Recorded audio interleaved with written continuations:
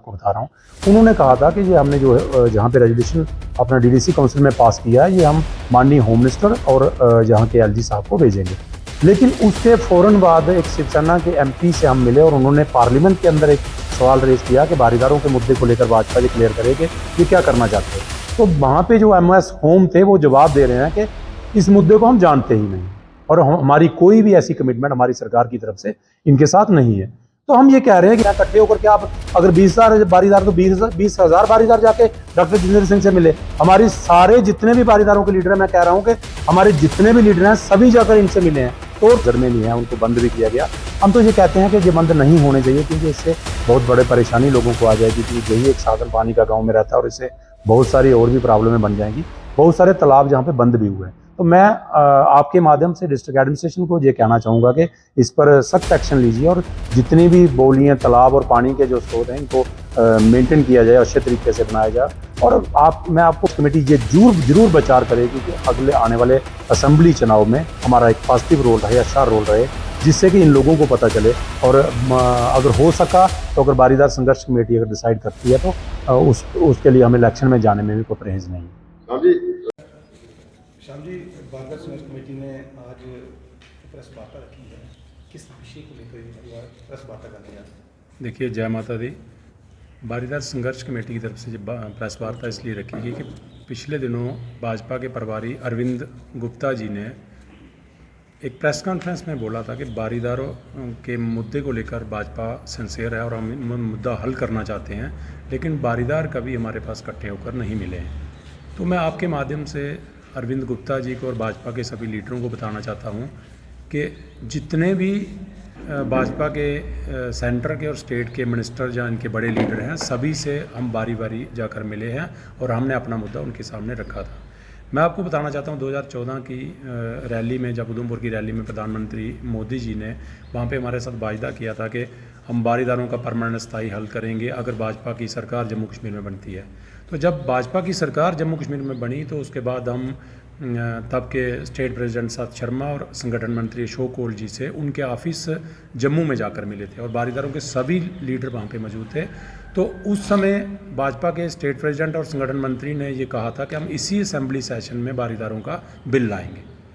तो उसके बाद हम जहाँ के लोकल विधायक नंदा जी के पास जब आए तो नंदा जी ने आनाकानी करना शुरू कर दी। तो हम तभी समझ गए थे कि बारीदारों को सिर्फ भाजपा मूर्ख बनाती जा रही है। उसके बाद हमने भी अपना स्ट्रगल जारी रखा और भाजपा के हर बड़े नेता से हम मिले। डॉक्टर जितेंद्र सिंह से कई बार मिले हैं। उसके बाद दूसरे जो इनके स्टेट प्रेसिडेंट बने रैना साहब, उनसे कई बार मिले हैं। सेंटर के जो मिनिस्टर यहाँ पे दौरे पे जितने भी टीमें आई, सभी मंत्रियों से बारी बारी जाकर बारीदार मिले हैं। उसके बाद इनके बीएचपी के जितने भी जो अपना अंतर्राष्ट्रीय संगठन मंत्री जो यहाँ पे महामंत्री यहाँ पे आए थे, उनसे हम मिले हैं। बीएचपी के जितने और भी लीडर, अंद्रेश जी से मिले, और भी जितने भी जहाँ पे लीडर हैं। और जहाँ पे हमारे जम्मू में अपना राणा साहब से जाकर उनके घर में मिले थे। तो बारी बारी सारे लीडरों से मिलने के बाद आज भाजपा ये कह रही है कि कभी भी बारीदार हमसे नहीं मिले हैं। तो ये कितना बड़ा झूठ जो है बारीदारों के साथ बोला जा रहा है, ये हम एक बार आपके मीडिया के माध्यम से भाजपा को बताना चाहते हैं और तमाम जनता को बताना चाहते हैं। एक तरफ तो प्राइम मिनिस्टर कमिटमेंट कर रहे हैं, दूसरी तरफ इनके स्टेट प्रेसिडेंट और संगठन मंत्री कमिटमेंट कर रहे हैं कि हम बिल लाएंगे, बिल भी नहीं लाया। दूसरी बार जब हम यहाँ पे डीडीसी की इलेक्शन हुई तो डीडीसी के चेयरमैन बनने के बाद हम शराब सिंह नाग जो डिस्ट्रिक्ट डेवलपमेंट जहाँ पे चेयरमैन हैं, तो उनके पास जब गए तो उन्होंने कहा कि हम बारीदारों को लेकर काफ़ी सिंसियर हैं और हम इस मुद्दे को हल करना चाहते हैं। तो उन्होंने हमें कहा था कि आप हमें 1 महीने का टाइम दीजिए। अब 2 साल से भी ज़्यादा का समय हो चुका है। उसके बाद उन्होंने डीडीसी काउंसिल में एक रेजोल्यूशन पास किया और उन्होंने कहा, ये उनकी मीडिया के सामने जो उन्होंने बोला हुआ है, ये सारा जो मैं आपको बता रहा हूँ, उन्होंने कहा था कि ये हमने जो जहाँ पे रेजोल्यूशन अपना डीडीसी काउंसिल में पास किया है, ये हम माननीय होम मिनिस्टर और जहाँ के एलजी साहब को भेजेंगे। लेकिन उसके फ़ौरन बाद एक शिवसेना के एमपी से हम मिले और उन्होंने पार्लियामेंट के अंदर एक सवाल रेज किया कि बारीदारों के मुद्दे को लेकर भाजपा जी क्लियर करे कि ये क्या करना चाहते हैं। तो वहाँ पे जो एमओएस होम थे वो जवाब दे रहे हैं कि इस मुद्दे को हम जानते ही नहीं और हमारी कोई भी ऐसी कमिटमेंट हमारी सरकार की तरफ से इनके साथ नहीं है। तो हम ये कह रहे हैं कि एक तरफ जहाँ पे जब कटरा में भाजपा के नेता आते हैं तो ये बारीदारों को लेकर काफ़ी सिंसियर हो जाते हैं, तो जब दिल्ली में जाते हैं, जब इनके पास पावर होती है, जब सरकार में होते हैं, तब ये कुछ नहीं करते। हम भाजपा के हर लीडर से बारीदार बारी बारी जाकर मिले हैं। इसमें भाजपा के डिस्ट्रिक्ट प्रेसिडेंट से लेकर स्टेट प्रेसिडेंट तक, पीएमओ में मंत्री डॉक्टर जितेंद्र सिंह जी तक, और सेंटर की जितनी भी कमेटी हैं यहाँ पे जम्मू कश्मीर में भेजी गई। मैं आपको बताना चाहता हूँ अरुण जी, जहाँ पे पार्लियामेंट्री स्टैंडिंग कमेटी जो प्रधानमंत्री द्वारा जम्मू कश्मीर की बनाई गई थी, और उसमें जितने भी मेंबर पार्लियामेंट थे, उनके प्रधान जो थे अनंत शर्मा जी, हिमाचल से जो एमपी थे, उनके साथ मैं खुद मिला हूं जाकर, और उनके सामने जब हम बारीदारों का मुद्दा रखा तो उन्होंने कहा कि मैं मेल आईडी अपनी देता हूं, उस पर मेल कर दीजिए और मैं प्राइम मिनिस्टर से आपके सारे मुद्दे रखूंगा। लेकिन उसका भी कुछ नहीं हुआ। फिर हमारे जहाँ पे एडवोकेट जो बैठे हैं, हमारे जनरल सेक्रेटरी भी हैं बारीदार संघर्ष कमेटी ने, इन्होंने प्राइम मिनिस्टर को एक लेटर लिखी, उसका भी कोई जवाब नहीं आया। होम मिनिस्टर को लेटर लिखी, उसका कोई जवाब नहीं आया। तो फिर जब पिछले दिनों नवरात्रों में जहाँ पे होम मिनिस्टर साहब वैष्णो देवी में माथा टेकने आए थे, तो भाजपा के डिस्ट्रिक्ट रियासी के और स्टेट के सारे लीडर उनसे मिले थे। किसी भी एक लीडर ने बारीदारों की बात करने की वहाँ पे हिम्मत तक नहीं की। तो हम ये समझ रहे हैं कि भाजपा करना क्या चाहती है। तो इसलिए भाजपा का जो एक बारीदारों को लेकर झूठ नहीं है, जिन्होंने इन्होंने तो काफ़ी झूठ जहाँ पे बोल दिए हैं। हम ये बताना चाहते हैं कि बारीदारों को आप मूर्ख बनाना बंद कीजिए, बारीदार इनके जासे में अब नहीं आएंगे। ये मैं आपके माध्यम से बारीदार संघर्ष कमेटी जो है वो बार बार इन मुद्दों को उठा रही है, लगातार प्रेस वार्ता कर रही है, और इतना बड़ा कुटुंब है बारीदार जो समूह है उसको लेकर प्रधानमंत्री जब ये बात कहकर जाते हैं, उसके बाद आप भाजपा नेताओं से मिलते हैं तो भाजपा नेता ये बोलते हैं कि यहाँ जो भी मसला वो हल नहीं किया था। पिछले दिनों केंद्रीय मंत्री जितेंद्र सिंह जहाँ पर आए थे, उनका कहना यही था कि जो बारीदार है वो एकजुट नहीं है, जब वो एकजुट हो जाएंगे तब उनके मसले को लेकर हम कुछ सोच विचार कर सकते हैं। जी उनके अपने इंटरव्यू में था। देखिए अरुण जी, मैं बताना चाहता हूँ, ये doctor Jitendra Singh ji shrine board के खिलाफ कभी नहीं जा सकते। ये मैं कहना चाहता हूँ कि ये अगर जाने वाले होते तो ये बात करते हैं। कब बारीदार नहीं इनसे मिले हैं, कहाँ पे बारीदार डिवाइड हैं, इकट्ठे होकर के आप अगर 20,000 बारीदार तो 20,000 बारीदार जाके डॉक्टर जितेंद्र सिंह से मिले। हमारी सारे जितने भी बारीदारों के लीडर हैं, मैं कह रहा हूँ कि हमारे जितने भी लीडर हैं सभी जाकर इनसे मिले हैं। तो और क्या हर एक बारीदार को जहाँ इनसे मिलना है? तो ये सिर्फ झूठ बोल रहे हैं। डॉक्टर जितेंद्र सिंह जी की मैं बात करूँ, हम उनके घर में जाकर मिले हैं, ऑफिस में दिल्ली जाकर बारीदार मिले हैं, कटरा में जब वो आए मिले हैं, तो और कैसे मिलना चाहते हैं हम, कैसे उनसे मिले? तो ये मैं कह रहा हूँ कि जहाँ पे जितने भी मंत्री यहाँ पे आए हैं सब बारीदारों को बेवकूफ़ ही बनाते हैं, झूठ ही बोलते हैं। ये सच में बारीदारों का मुद्दा हल करना ही नहीं चाहते। शाम जी, एक चीज़ वो कही गई है कि पार्टियों का कहना है, उसमें चाहे नेशनल कॉन्फ्रेंस हो, चाहे भाजपा हो, चाहे कांग्रेस हो, वो कहना कि बारीदार संघर्ष कमेटी हो, चाहे बारीदार की सेवा कमेटी हो, उसके जो भी प्रधान है वो सेटिस्फाइड लीडर रहते हैं और दूसरी पार्टियों को प्रमोट करने के लिए वो बारीदारों का साथ देते हैं। तो फिर कहीं जाकर जो है इस मुद्दे को उठाया जाता है। क्या इसको आप कितना उचित मानते हैं कि बारीदारों के जो भी लीडर यहाँ पर हैं वो दूसरी पार्टियों को प्रमोट करते हैं बारीदारों के समूह को लेकर? देखिए, ये बिल्कुल बेबुनियाद इल्ज़ाम जो बारीदारों के ऊपर लगाए जा रहे हैं। बारीदारों का कोई भी नेता जो है इस तरीके से कोई राजनीति नहीं कर रहा है। बारीदार जो है, जिस सताए हुए लोग हैं, जिनको ज़बरदस्ती बाई फोर्स वहाँ से निकाल दिया था, अपने हक के लिए लड़ रहे हैं। हम अपना पूजा अधिकार चाहते हैं, हमारी गलती क्या है हम सरकार को पूछना चाहते हैं। ये तरह तरह के बहाने बनाकर, क्योंकि मैं ये बताना चाहता हूँ, कोई भी नेता चाहे किसी भी पॉलिटिकल पार्टी का हो, मैक्सिमम पॉलिटिकल पार्टी हो श्राइन बोर्ड से बेनिफिट लेती है। तो जब उनको वीआईपी दर्शन करने हैं, उनको हेलीकॉप्टर की टिकटें चाहिए, उनको बैटरी कार की टिकटें चाहिए, तो वो श्राइन बोर्ड के खिलाफ नहीं बोलेंगे। ये मेरा मानना है। मैं आज आप दावे से कहना चाहता हूँ कि आज श्राइन बोर्ड जो है वीआईपी दर्शन बंद कर दे, वीआईपी हेलीकॉप्टर की टिकटें बंद कर दे, सारे लीडर श्राइन बोर्ड के खिलाफ बोलेंगे। श्राइन बोर्ड की जो जहाँ पे करनी है वो आप देख रहे हो। श्राइन बोर्ड का पहला टारगेट बारीदार थे, उसके बाद दुकानदार थे, उसके बाद पूरा कटरा को जो ख़त्म करना चाहते हैं। पिछले दिनों जो जहाँ पे मॉडल जो नया बस स्टैंड का लेके आए हैं, मैं आपको बताना चाहता हूँ, ये तो कटरा की कवर बनाई जा रही है। कटरा को बर्बाद करने का पूरा मॉडल तैयार किया गया, जिसमें हर फैसिलिटी उसी के अंदर होगी और वो सरकार ही चलाएगी। तो लोकल बिजनेसमैन, लोकल घोड़े वाला, पिट्ठू वाला, होटल वाला, सब लोगों को कुचलने का एक प्लान जो है श्राइन बोर्ड ने, और ये तथाकथित जो लीडर जो हैं, जो श्राइन बोर्ड के साथ मिले हुए हैं, ये सब एक बनाए हुआ है कि कटरा को बर्बाद किया जाए और ये लोकल जितने भी लोग हैं इनको बिल्कुल जहाँ पे मजबूर किया जाए। जहाँ पे श्याम सिंह जी, आप लगातार बारीदार संघर्ष समिति को लेकर वार्ता भी कर रहे हैं और प्रदर्शन भी आपके लगातार जो जारी होते हैं, और एक पब्लिक फिगर हैं आप। और कटरा की बात की जाए तो कटरा में बहुत से ऐसे मुद्दे हैं जो बारीदारों के अलावा और भी कम्युनिटीज़ हैं जहाँ पर रहती हैं, उन मुद्दों को अगर हल हो जाए तो बाकी लोगों को सहूलियत मिलेगी। IMS inter model station Katra में आ रहा है, उसके बाद रोडवे प्रोजेक्ट आ रहा है। पिछले दिनों आपने एक वहाँ पर प्रदर्शन भी किया था। कितना ज़्यादा इम्पैक्ट पड़ा था उस प्रदर्शन को लेकर, जो आप कटरावासी और जो ध्रुववासी सभी मतलब कि कटरावासी ने एक प्रदर्शन किया था, उसके बाद आप मेमोरेंडम के रूप में वहाँ पर CO श्राइन बोर्ड से मिले थे? देखिए अरुण जी, बहुत बड़ी बात आपने कही है कि बारीदार संघर्ष कमेटी से बारीदारों के लिए बात नहीं। हमने कोर्ट में भी जो पटिशन दायर किया उसमें हमने ये कहा कि ये कंट्रोल जो है हिंदुओं के पास आना चाहिए।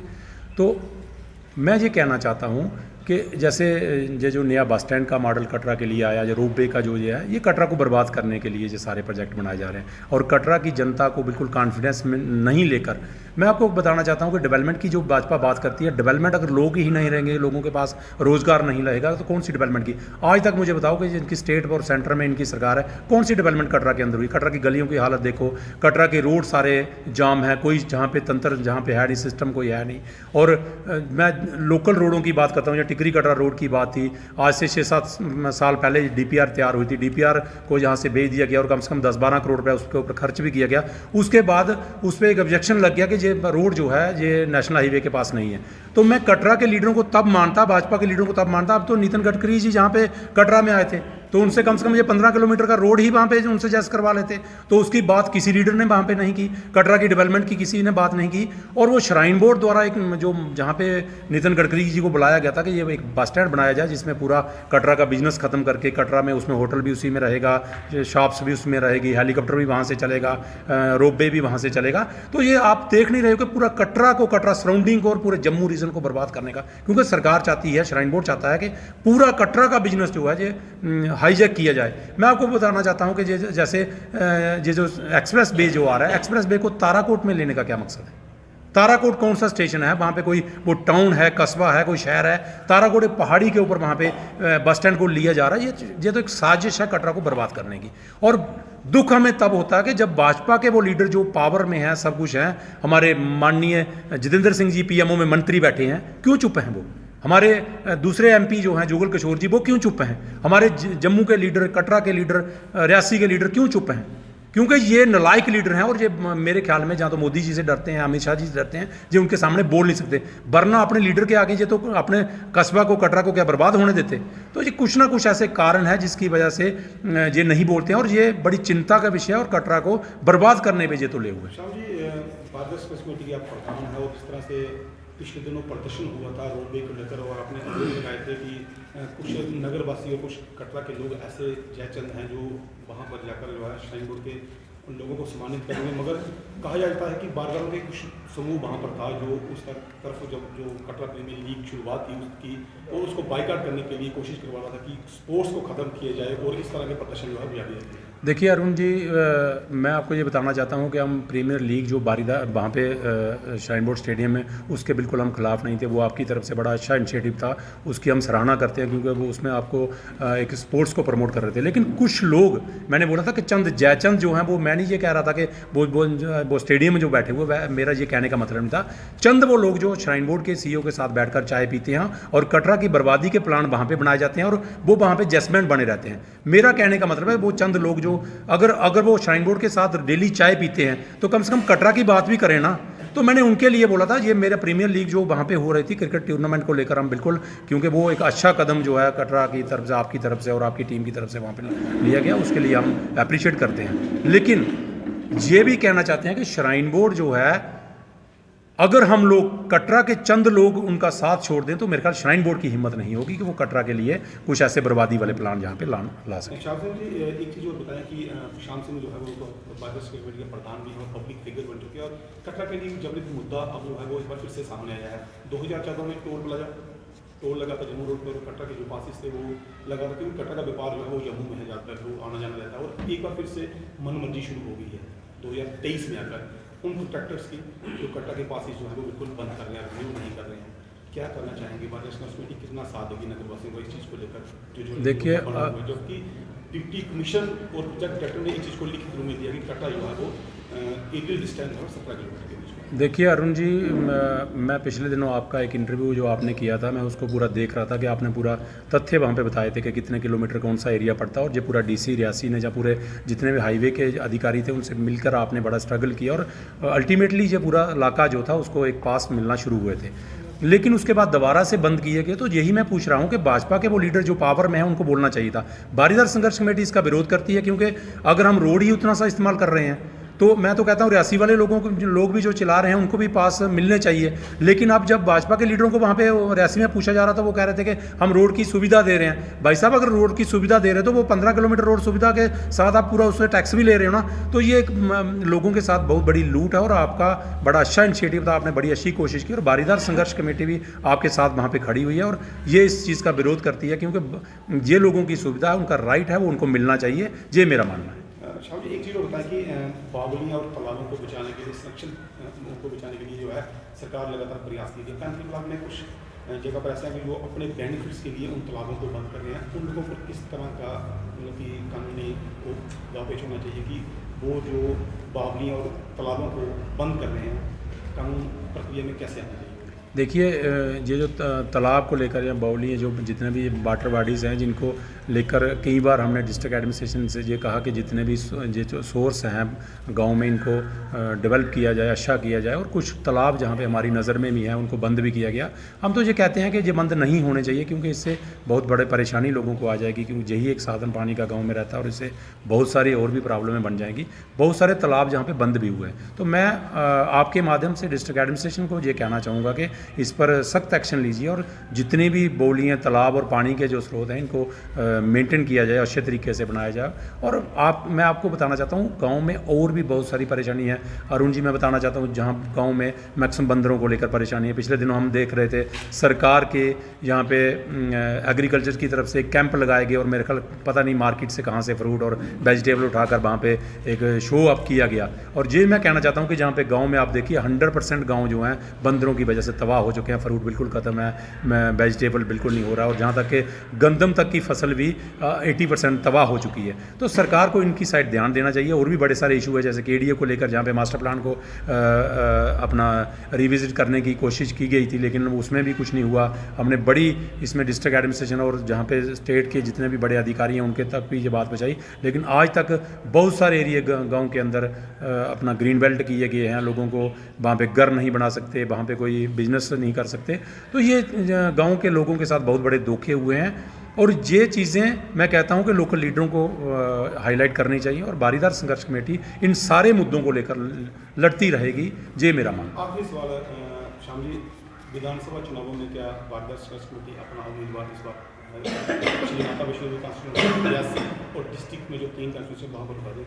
देखिए अरुण जी, इस बारे में बारीदार संघर्ष कमेटी की अभी तक कोई ऐसी चर्चा नहीं हुई है कि बारीदार संघर्ष कमेटी चुनाव लड़ेगी।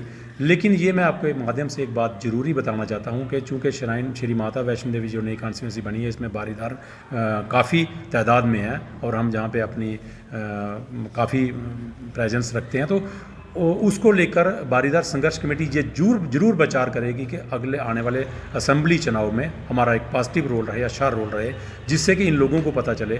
और अगर हो सका तो अगर बारीदार संघर्ष कमेटी अगर डिसाइड करती है तो उसके लिए हमें इलेक्शन में जाने में भी कोई परहेज़ नहीं है। श्याम जी, जो बाणगंगा नदी है, पवित्र नदी है, उसमें पिछले दिनों एक सोशल मीडिया पे वायरल एक फ़ोटो दिखाई दे रही थी जहाँ पे बाणगंगा नदी में काफ़ी गंदगी थी।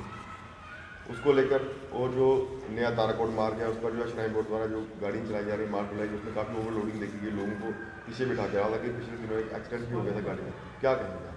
देखिए, श्राइन बोर्ड द्वारा ये जो जितने भी रिलीजियस पॉइंट हैं, इनकी तरफ कोई ध्यान नहीं। मैंने कई बार अपनी प्रेस वार्ता में कहा कि श्राइन बोर्ड जो है धर्म का कोई काम नहीं कर रहा है, जो एंटी सनातन एंटी हिंदू एक्टिविटीज़ करता जा रहा है। भवन के अंदर कई ऐसे इंसिडेंट मीडिया ने हाईलाइट किए, कई बार बंदर मरा हुआ टैंकी में मिला वहाँ पे भोजनालय में, और उसके बाद कई बार इनके जितने भी टॉयलेट हैं जे ओपन में सारा वो जा रहा है, गंद जा रहा है। उसके बाद बाणगंगा का जो पिछले दिनों एक वीडियो वायरल हुआ था, तो इसको लेकर श्राइन बोर्ड सिंसियर नहीं है।